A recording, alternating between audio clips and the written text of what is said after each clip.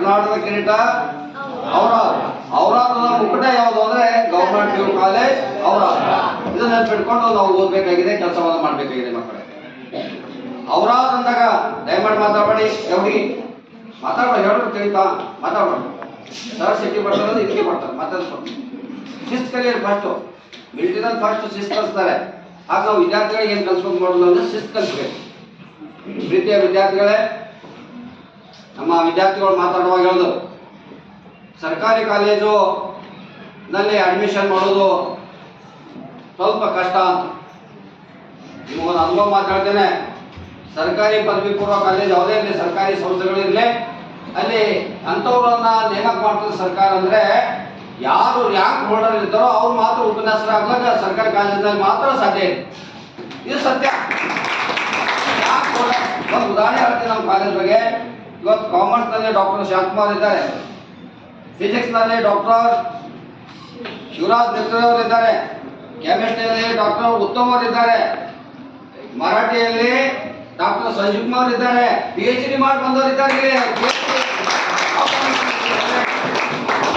ಯಾವ ಕಾಲೇಜಿನಲ್ಲಿದೆ? ಸದ್ಯನಾ ಬೇರೆ ಕಾಲೇಜಿನಲ್ಲಿ ಇಂಥವ್ರು ಡಾಕ್ಟರ್ ಬುದ್ಧಿಜೀವಿಗಳು ಸದ್ಯನಾ?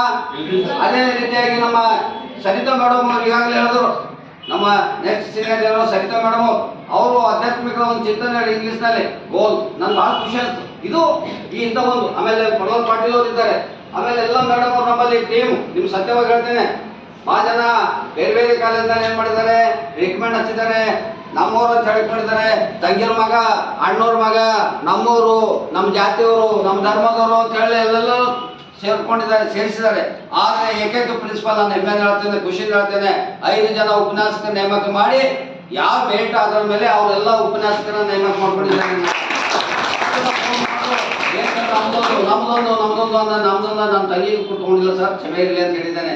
ಆ ಆಯ್ಕೆ ಕೂಡ ಅದು ನಾನು ಹೆಮ್ಮೆ ಪಡ್ತೀನಿ. ಅದೇ ರೀತಿಯಾಗಿ ಆಯ್ಕೆಯಲ್ಲಿ ನಮ್ಮ ಉಪನ್ಯಾಸಕರು, ಅತಿಥಿ ಉಪನ್ಯಾಸಕರು ಕೂಡ ಹೇಗೆ ಕಾಯಂ ಉಪನ್ಯಾಸಕರಿದ್ದಾರೋ ಅದೇ ರೀತಿಯಾಗಿ ಅವರು ಕೂಡ ಒಂದು ಕೆಲಸ ಮಾಡ್ತಾರೆ. ನಾನು ಹೆಮ್ಮೆ ಪಡ್ತೀನಿ ಮಕ್ಕಳೇ.